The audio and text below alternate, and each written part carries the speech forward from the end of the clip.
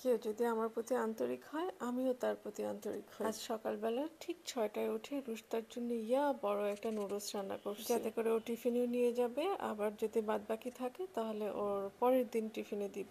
ঠিক এই ভাবনা করতে করতেই রান্নাটা করছিলাম। আর রুশতার জন্য যখন রান্নাটা করি তখন অবশ্যই আমি তার হেলথের দিকে লক্ষ্য রাখি। আর একটা বিষয় সেটা টেস্ট, হেলদি এবং টেস্ট দুইটা কম্বিনেশনেই আমি তার জন্য সবসময় রান্নাটা করি।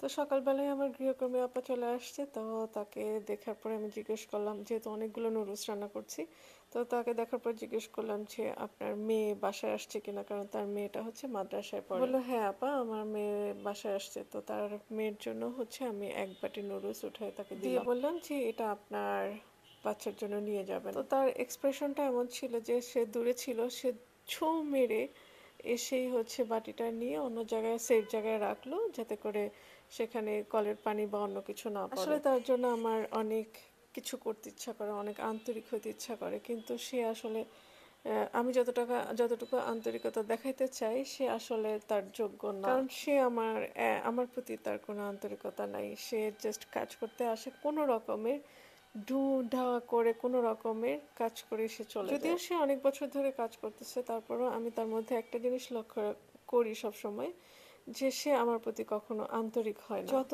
দ্রুত সম্ভব সে কাজগুলো কমপ্লিট করে একদম প্রফেশনালের মতোই করে চলে যায়। কারণে আমিও তার প্রতি খুব একটা আন্তরিকতা দেখাই না। যাই হোক, আজকে আমি খুব রিল্যাক্স একটা দিন কাটাইছি, বই পড়ছি, তারপরে কফি খাইছি, নুডলস খাইছি, অনেক কিছু করছি, সাথে মুভি দেখেছি। অনেক দিন পর মনে হচ্ছে রিল্যাক্স একটা দিন কাটাইছি। কেন জানি আজকালকার দিন আর রাত কোত্থেকে চলে যায় কুল কিনারা পাই না। যে পর্যন্তই, তোমাদের সাথে আরো অনেক গল্প হবে। ততদিনই তোমরা ভালো থেকো, সুস্থ থেকো।